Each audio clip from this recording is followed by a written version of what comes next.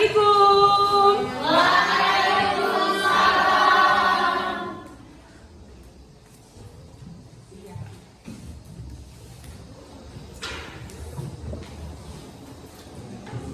Duduk siap. Berdiri. Ucapkan salam.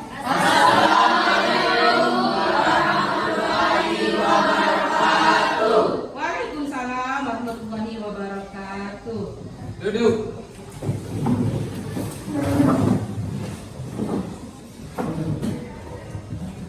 Semangat siang semuanya. Siap, Bu.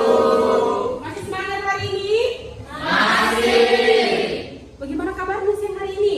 Baik. Oke, seperti biasa sebelum kita mulai pembelajaran kita hari ini, siapa yang tidak hadir? Andika Saputra.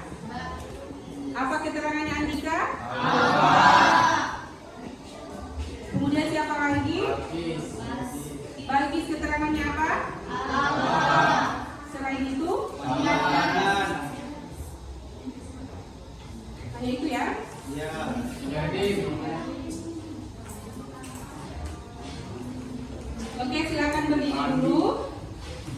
Ya, coba berdiri dulu semuanya. Ya. Sebagai tanda kesiapan kalian untuk menuntut ilmu hari ini, otomatis harus dilihat dari penampilannya juga ya. Iya. Silakan rapikan pakaiannya. Kemudian tempat duduknya juga dirapikan. Barangkali ada yang masih berdiri, silakan dibersihkan dengan kain. Oke, silakan duduk.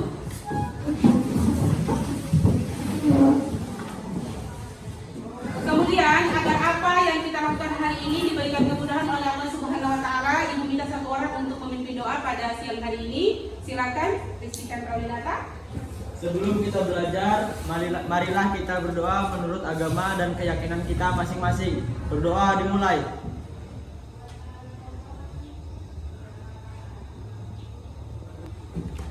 Berdoa selesai. Alhamdulillah, mudah-mudahan apa yang kalian panjatkan tadi dikabulkan oleh Allah Subhanahu Wa Taala sehingga aktivitas pembelajaran kita hari ini berjalan dengan lancar sampai selesai. Menurut Mahatma Gandhi, beliau mengatakan bahwa masa depan itu tergantung pada apa yang sedang kamu lakukan hari ini. Kamu tidak harus menjadi seseorang yang hebat dulu untuk memulai, tapi mulailah untuk menjadi hebat. Jadi anak-anak sekalian, apa yang kalian tanam hari ini itu nanti akan kalian tuai. Jadi intinya, pada apa yang mendatangkan manfaat bagi kalian, maka bersungguh-sungguhlah. Kita akan menyanyikan salah satu lagi wajib nasional. Silahkan berdiri.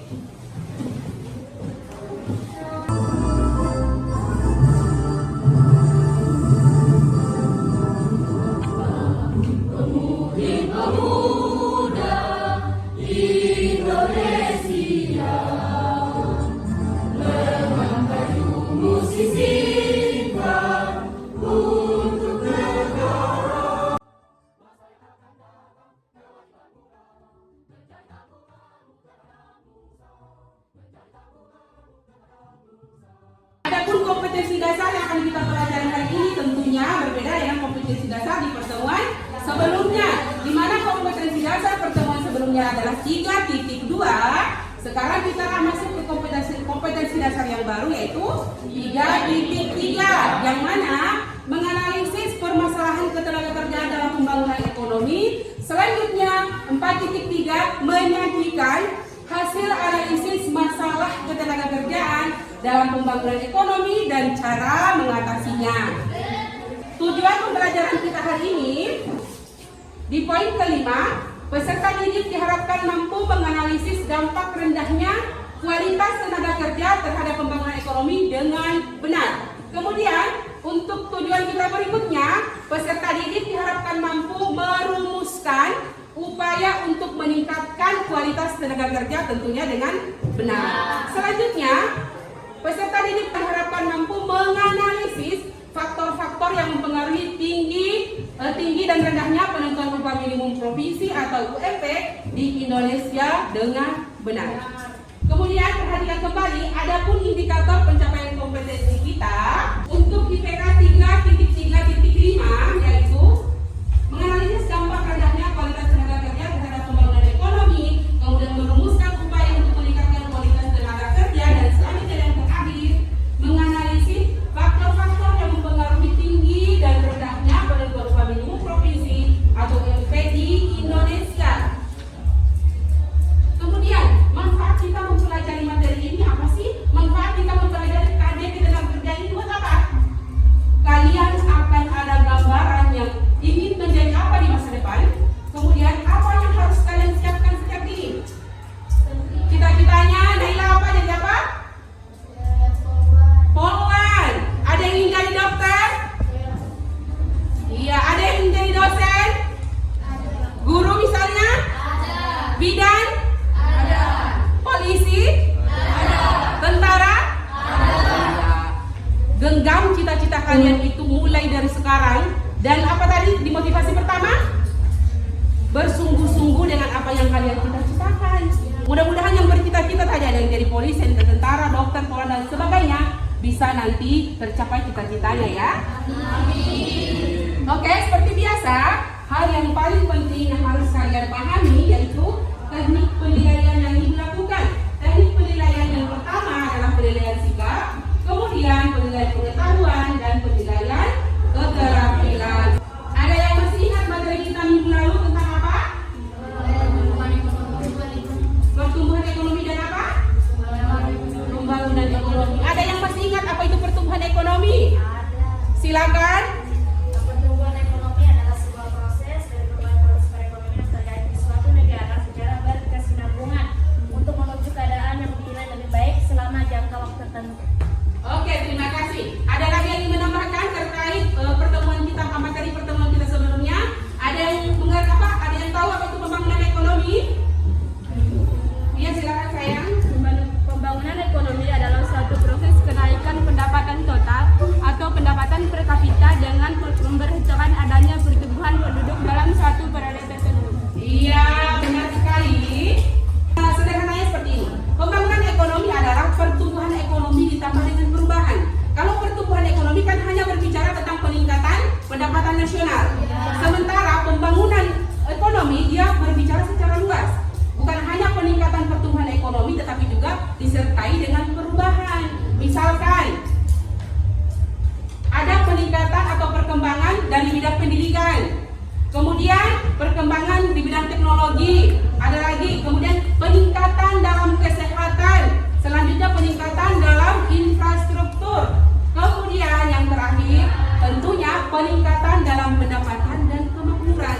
Jadi pembangunan ekonomi dia itu cakupannya luas dibanding dengan pertumbuhan ekonomi. Bisa dipahami? Lantas apa kaitannya pembangunan ekonomi dengan materi kita hari ini? Ketenagakerjaan? Apa kaitannya? Apakah dalam pembangunan ekonomi butuh tenaga kerja? Untuk meningkatkan pertumbuhan ekonomi? Gimana ceritanya? Kenapa bisa tenaga kerja mampu meningkatkan pertumbuhan ekonomi? Kalau peningkatan pendapatan nasional, ya nyata dong harus ada tenaga kerja. Siapa yang melakukan proses produksi kalau bukan tenaga kerja? Betul tidak? Betul. Jadi tentunya ada korelasi yang sangat positif antara materi kita sebelumnya dengan materi kita yang sekarang. Perhatikan. Ya. Gambar apa ini? Iya. Ada yang di gambar ini yang punya cita-cita sama? Ada. Ini apa?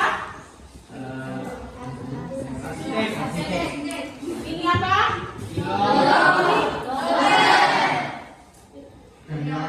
Kantorannya? Iya. Kalau ini?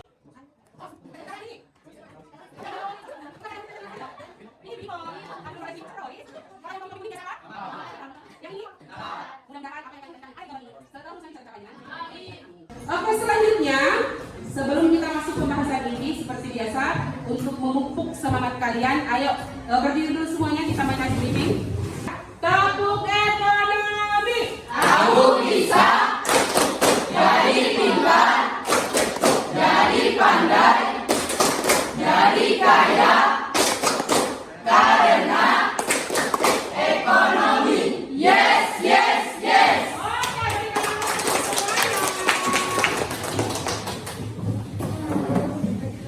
Oke, sembari kalian memperbaiki tempat duduknya, perhatikan di slide. Apa yang kalian ketahui tentang tenaga kerja? Pernah dengar tenaga kerja, tenaga kerja? Ada yang bisa menyebutkan apa itu tenaga kerja? Tenaga kerja adalah segala hal yang berhubungan dengan tenaga kerja sebelum, selama, dan sesudah masa kerja. Dan untuk kesempatan kerja adalah jumlah lapangan kerja yang tersedia bagi para angkatan kerja yang mencari pekerjaan. Oke, karena tadi kalian sudah sampaikan, ada beberapa temannya yang sudah sampaikan apa itu tenaga kerja, angkatan kerja, kesempatan kerja, ternyata kalian sudah punya bekal atau pemahaman dasar tentang materi kita hari ini. Jadi secara garis besar akan memudahkan kalian nanti dalam mempelajari secara lebih jauh lagi tentang ketenaga kerjaan. Oke, ada video yang sangat luar biasa yang harus kalian saksikan. Jadi silahkan naikkan pulpennya, bukunya, alat tulisnya. Silakan disimak dengan baik karena nanti silakan temukan masalah apa yang bisa kalian gali atau identifikasi dari video tadi, video yang akan kalian saksikannya. Sudah siap? Jumlah angkatan kerja di Indonesia tercatat terus meningkat. Namun demikian, hampir separuh tenaga kerja hanya berpendidikan maksimal setara sekolah dasar. Di tengah dinamika dan perkembangan industri nasional, data Badan Pusat Statistik menunjukkan bahwa jumlah angkatan kerja terus meningkat. Tingkat partisipasi angkatan kerja juga dilaporkan meningkat, mengindikasikan adanya kenaikan potensi ekonomi dari sisi pasokan tenaga kerja. Per Februari 2018 tercatat ada 133,94 juta angkatan kerja di Indonesia. Ada kenaikan dari 128,06 juta pada Agustus 2017, 131,5 juta pada Februari 2017, dan 125,4 juta pada Agustus 2016. Ada penambahan hingga lebih dari 10 juta orang angkatan kerja sejak Agustus 2014. Sebanyak 53,1 juta orang atau 41,8% dari tenaga kerja di Indonesia hanya berpendidikan sekolah dasar atau bahkan di bawahnya. Selalu di bawah juga pendidikan dasar pendidikan sekolah pertama. Hanya sekitar pendidikan pendidikan di universitas dan 7% dari dari 1, 5, dan 3. Dari sini sisi dari jasa secara dari tindakan sisi paling dunia. Sedangkan Amerika Serikat kota di sama pendidikan di negara negara. Indonesia ini kan mendapat dari dari posisi yang berbeda. Karena tidak menuju kalau jangan jalan, dunia tak menuju harus benar dari Serikat benar. Setelah itu kita sedang kerja sisi dari kita atas. Bisa sekolah Amerika Serikat punya negara Indonesia. Mencatat dari kita pun di bagian dari ini yang tidak langsung dalam. Ya, silakan. Bagaimana hubungan antara kualitas tenaga kerja dengan produktivitas kerja? Terjadi atas banyaknya jumlah angkatan kerja yang ingin bekerja, tetapi lapangan kerjanya itu sangat minimum. Bagaimana upaya pemerintah dalam menyikapi masalah tersebut? Kenapa bisa lebih banyak tenaga kerja dari bangku SD dibandingkan SMA dan perguruan tinggi? Apa penyebab banyaknya tenaga kerja yang masih pelajar? Bagaimana peran pemerintah dalam mengatasi permasalahan ketenaga kerjaan tersebut? Apa yang menyebabkan kualitas tenaga kerja Indonesia berada jauh sekali dengan negara-negara lain? Begitu banyak permasalahan yang teridentifikasi, akan tetapi kita kerucutkan sesuai dengan indikator atau tujuan yang akan kita capai hari ini, yang mana di awal tadi Ibu sampaikan bahwa tujuan kita yaitu untuk menganalisis kira-kira dampak rendahnya kualitas tenaga kerja terhadap pembangunan ekonomi itu apa. Seperti yang digambar tadi, di video tadi kan kelihatan ya. Kira-kira nanti dipikirkan apa sih dampak rendahnya kualitas tenaga kerja terhadap pembangunan ekonomi. Kalian analisis dampaknya secara lebih luas, secara lebih mendalam. Kemudian berikutnya, setelah kalian menganalisis dampak rendahnya kualitas tenaga kerja terhadap pembangunan ekonomi, kalian cari atau rumuskan upaya atau solusi apa untuk meningkatkan kualitas tenaga kerja ini. Ingat solusi yang dari kalian ya, itu yang kalian kupas tuntas dulu, yang kalian perdalam. Kemudian untuk tujuan kita yang ketiga, menganalisis faktor-faktor yang mempengaruhi tinggi rendahnya penentuan upah minimum provinsi atau UMP di Indonesia. Oke, silahkan bentuk kelompok.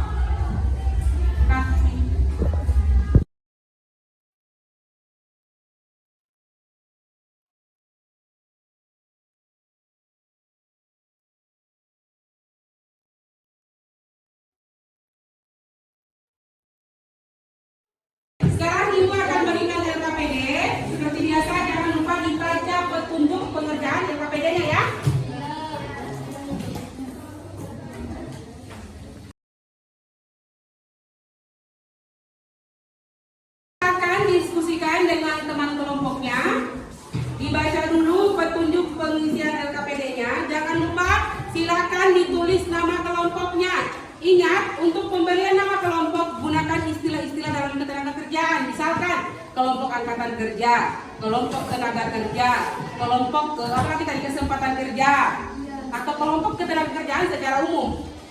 Bisa ya? Silakan kumpulkan data atau informasi terkait permasalahan yang akan kalian diskusikan, yakni terkait dengan apa. Silakan lihat ada 5 permasalahan yang harus kalian selesaikan ya. Ada 5 soal di situ untuk menjembatani kalian untuk mencapai tujuan pembelajaran kita tadi. Silakan gunakan atau browsing materinya atau kumpulkan datanya di internet. Terus ini, Naila, kemudian Desa, silakan bagi tugas. Kalau kurang dipahami silakan tanya sama ibu ya. Iya.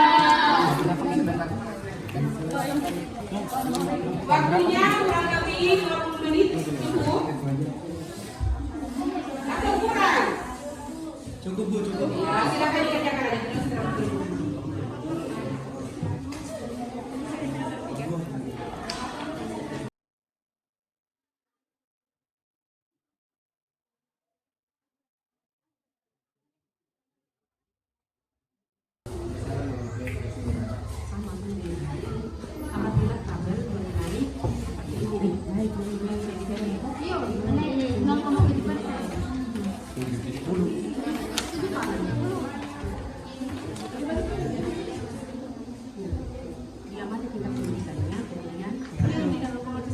Perhatikan ini note 1, 2, 3, 4, sampai 7. Fokus di tidak sekolah dasar. Kenapa masih sekolah dasar? Kodenya dulu toh?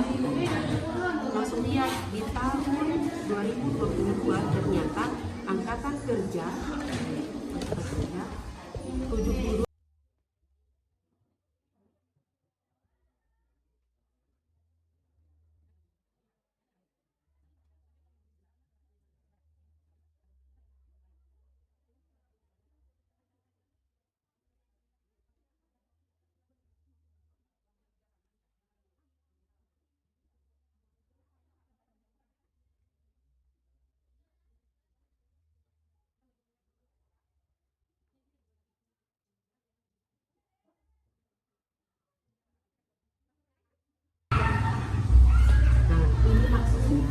Amatilah tabel mengenai perkembangan rata-rata upah atau gaji bersih selama sebulan menurut provinsi tahun 2022. Mana data yang tahun 2022 upah.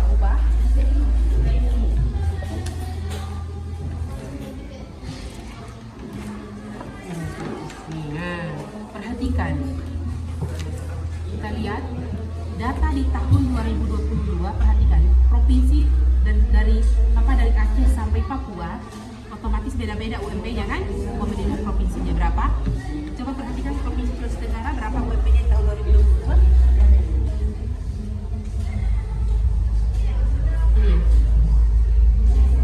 Ini 2 juta. 2 juta misalkan 2.427.857. Tapi pertama jawab dulu kenapa bisa beda-beda UMP-nya masing-masing provinsi. Setelah dijawab, perhatikan lagi kenapa misalkan UMP provinsi kan 2 juta lebih. Kira-kira dengan uang 2 juta lebih ini, apakah sudah dikatakan mampu bisa masuk ke hidup layak di era sekarang? Terjadi inflasi, naiknya itu yang bisa hidup enak lah sesuai dengan gajinya. Kira-kira bisa? Nah, gaji ini berarti dianalisis kenapa bisa dihubungkan dengan kriteria hidup layak. Itu dianalisa kenapa. Jadi kalau misalnya katakan belum layak Bu, berarti kalian kemudian alasannya akan hubungkan dengan sampaikan bahwa kenapa kamu sampaikan tidak belum layak karena tingkat kebutuhan di Sulawesi Tenggara itu sekarang itu mahal. Mana bisa 2.700.000 ke mana belum uang kos misalkan, atau ke karyawan belum uang anaknya susunya kan. Bisa dipahami?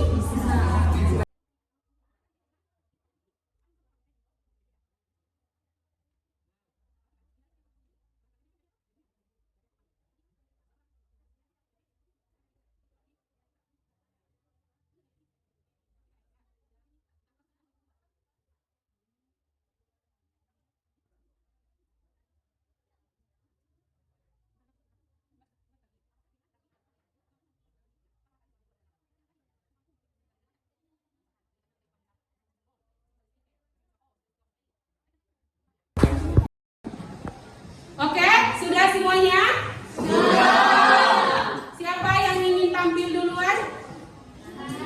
Iya, kelompok apa lagi? Kerja. Jadi silakan simak apa yang disampaikan oleh kelompok penyaji. Kemudian nanti di saat sesi tanya jawab silakan bertanya. Oke, silakan kelompok angkatan kerja. Assalamualaikum warahmatullahi wabarakatuh dan selamat siang. Waalaikumsalam warahmatullahi wabarakatuh. Baik, pertama-tama saya berterima kasih kepada teman-teman sekalian dan Ibu Erna selaku guru ekonomi pada kesempatan kali ini. Untuk mengefisienkan waktu, saya langsung saja akan membagi 3 sesi, yakni sesi pertama sesi presentasi, sesi kedua sesi pertanyaan, dan sesi ketiga yaitu sesi pengambilan kesimpulan. Langsung saja saya serahkan kepada pemateri pertama, silakan. Ya baik, berdasarkan penyelidikan kelompok kami, pada tabel didapatkan bahwa masih banyak angkatan kerja yang hanya tamatan sekolah dasar, yaitu sekitar 33.625.659 orang atau sekitar 72,47%. Kemudian selanjutnya, adapun dampak yang diberikan dari rendahnya kualitas tenaga kerja terhadap pembangunan ekonomi, yaitu proses pembangunan di suatu negara akan lambat karena kualitas tenaga kerja yang rendah. Kita tidak akan mampu bersaing dengan negara-negara berkembang maupun negara maju. Jika pembangunan tersebut lambat, maka suatu negara tidak mampu menciptakan lapangan-lapangan kerja baru, dan itu juga akan menjadikan faktor pemicu peningkatan pengangguran di Indonesia, yang dimana disebabkan oleh rendahnya kualitas tenaga kerja di Indonesia, yang mengakibatkan lambannya proses pembangunan di suatu negara. Terima kasih. Baik, langsung kita beralih ke pemateri yang kedua. Ya, adapun solusi yang dapat kami simpulkan dari hasil diskusi kami untuk meningkatkan kualitas tenaga kerja, diantaranya memberikan pendidikan yang layak dengan mengubah sistem pendidikan yang lebih baik, mengembangkan tempat-tempat untuk pelatihan kerja agar para tenaga kerja bisa mengasah kemampuannya terlebih dahulu sebelum terjun ke dunia kerja yang sebenarnya, sehingga dengan adanya pelatihan yang cukup, seorang tenaga kerja sudah siap jika suatu saat mendapatkan pekerjaan dan terjun langsung ke dunia kerja, dan memberikan beasiswa pada siswa kurang mampu dan siswa berprestasi. Iya. Pemateri yang ketiga, silakan. Oke baik, berdasarkan tabel mengenai perkembangan rata-rata upah atau gaji bersih selama sebulan menurut provinsi tahun 2022, kami dapatkan bahwa pendapatan UMP setiap provinsi berbeda-beda. Hal ini dikarenakan pemenuhan kebutuhan yang layak di setiap provinsi berbeda-beda.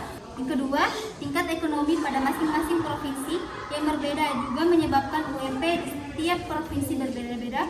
Dalam penetapan upah minimum, provinsi memperhatikan berbagai faktor seperti pertama, kebutuhan hidup layak, kedua, inflasi, ketiga, pertumbuhan ekonomi, keempat, kondisi pasar tenaga kerja, yang kelima, biaya hidup, yang keenam, kemampuan perkembangan kelangsungan perusahaan. Adapun pendapat kami tentang UMP Sulawesi Tenggara belum memenuhi standar kebutuhan hidup layak.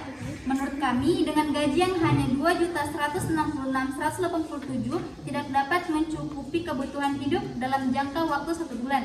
Karena banyaknya kebutuhan hidup yang serba naik zaman ini, hal ini pun tidak akan mampu mencukupi biaya kehidupan di bawah dalam waktu 1 bulan. Baik, selanjutnya kita beralih ke pemateri yang keempat, silakan. Oke baik, adapun hubungan antara kualitas tenaga kerja dengan upah yang diberikan, yaitu jika suatu sumber daya manusia memiliki tingkat pendidikan yang tinggi, maka sudah bisa dipastikan upah atau gaji yang didapatkan orang tersebut akan sangat tinggi, karena suatu gaji atau upah ditentukan oleh tingkat pendidikan. Contohnya seperti seorang karyawan di perusahaan dengan seorang tukang atau kuli bangunan yang sudah pasti memiliki tingkat upah atau gaji yang sangat jauh berbeda. Dan kita akan langsung mendengarkan materi terakhir, silakan. Baiklah, untuk peran pendidikan Pendidikan dalam upaya meningkatkan kualitas tenaga kerja Indonesia adalah dengan adanya pendidikan, seorang tenaga kerja dapat memiliki ilmu dalam melakukan suatu pekerjaan dengan baik. Dengan pendidikan juga dapat mencetak individu yang memiliki etos kerja. Hal ini yang mempengaruhi meningkatnya mutu tenaga kerja. Sekian dan terima kasih. Baik, sekian presentasi dari kelompok kami. Hari ini jika ada lebihnya itu dari saya, dan jika kekurangan itu pasti dari teman-teman saya. Cuci tangan sampai bersih, cukup sekian dan terima kasih.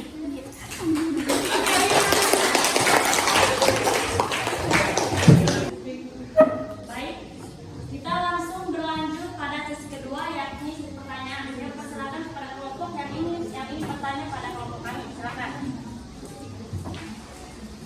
Terima kasih kepada moderator kelompok 2. Di sini saya Alia Putri dari mewakili teman-teman kelompok saya. Pertanyaan saya, bagaimana solusi yang Anda berikan agar di Indonesia tidak banyak tenaga kerja sekolah dasar? Kan pastinya apabila banyak sekolah dasar, berarti tenaga kerja di Indonesia masih kurang pengetahuan. Terima kasih.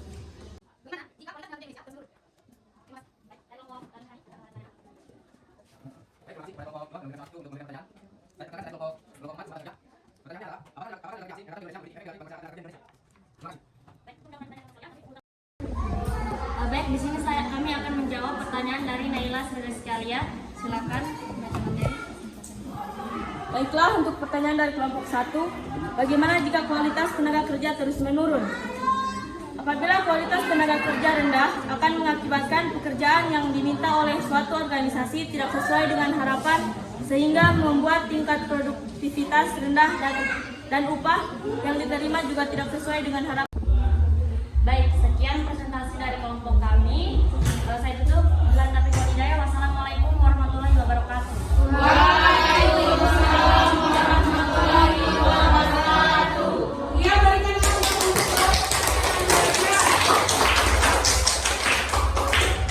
Oke, terima kasih atas atensi dari adik-adik sekalian. Luar biasa diskusi pada siang hari ini. Terima kasih untuk kelompok angkatan kerja ya. Iya. Ya, sudah bisa menjawab dari tujuan pembelajaran kita tadi kan? Iya.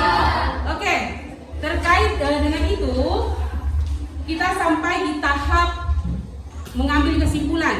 Oke, ada yang bisa memberikan kesimpulan terkait pembelajaran kita hari ini? Silakan. Kesimpulan pelajaran kita pada hari ini adalah jika kita berkualitas tinggi, terutama di bidang pendidikan, maka kita juga akan mendapatkan upah yang layak dan baik. Terima kasih. Rendahnya jumlah tenaga ahli memungkinkan masuknya WNA yang kualitasnya lebih tinggi untuk mengatasi kurangnya jumlah tenaga kerja yang berkualitas. Terima kasih. Oke, terakhir ada yang menambahkan? Kelompok penyaji.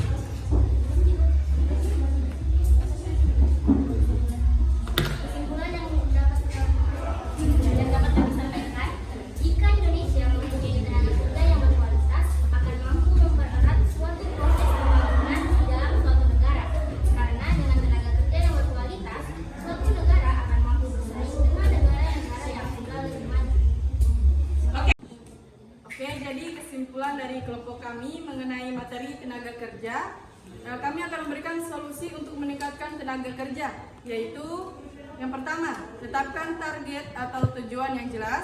Yang kedua, memberi kebebasan tenaga kerja untuk bereaksi. Dan yang ketiga, memberikan intensif berdasarkan prestasi. Sekian, terima kasih. Oke, terima kasih atas kesimpulan yang kalian sampaikan. Kemudian dan berdasarkan penyelidikan kalian tadi sudah sangat menjawab tujuan pembelajaran kita hari ini. Secara keseluruhan dapat kita katakan bahwa tenaga kerja yang berkualitas akan mampu mempercepat suatu proses apa? Pembangunan di dalam suatu negara. Karena dengan tenaga kerja yang berkualitas, suatu negara akan mampu bersaing dengan negara-negara yang sudah lebih maju. Begitu pula sebaliknya, dengan semakin majunya pembangunan dalam suatu negara akan mampu menciptakan lapangan pekerjaan baru dan secara otomatis akan memberikan pekerjaan untuk tenaga kerja dan sekaligus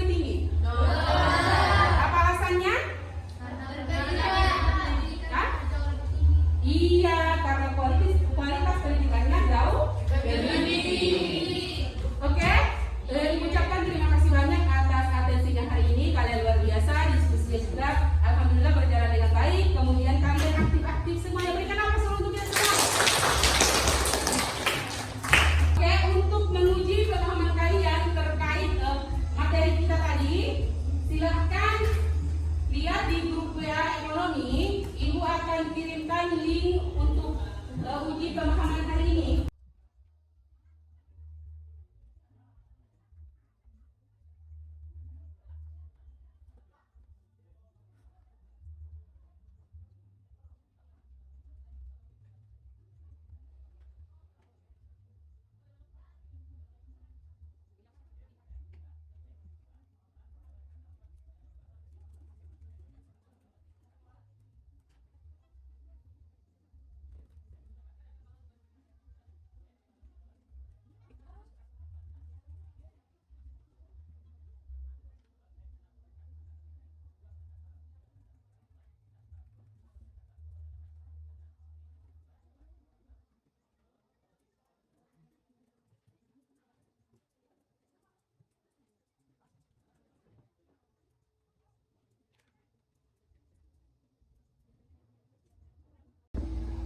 Oke, terima kasih atas semangatnya hari ini, terima kasih atas waktunya hari ini, dan berdasarkan hasil evaluasi kalian luar biasa, nilainya secara keseluruhan di atas KKM, yaitu ada yang 90, ada yang 85. Berikan aplaus dulu untuk semuanya.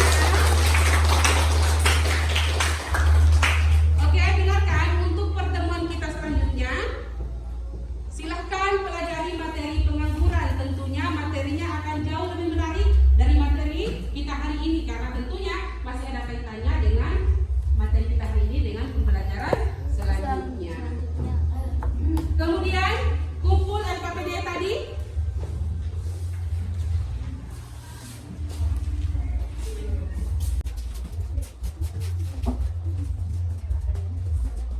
Untuk menutup perjumpaan kita pada siang hari ini, Ibu punya pantun. Burung dara, burung cendrawasih. Bisa dicari dulu di Papua.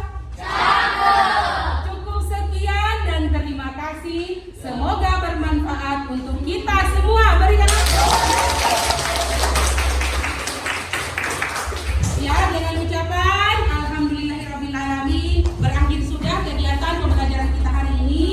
Kemudian silahkan individu satu orang untuk mengakhiri pembelajaran kita. Mengakhiri pelajaran kita pada siang hari ini, marilah kita berdoa menurut agama dan kepercayaan kita masing-masing. Doa dimulai.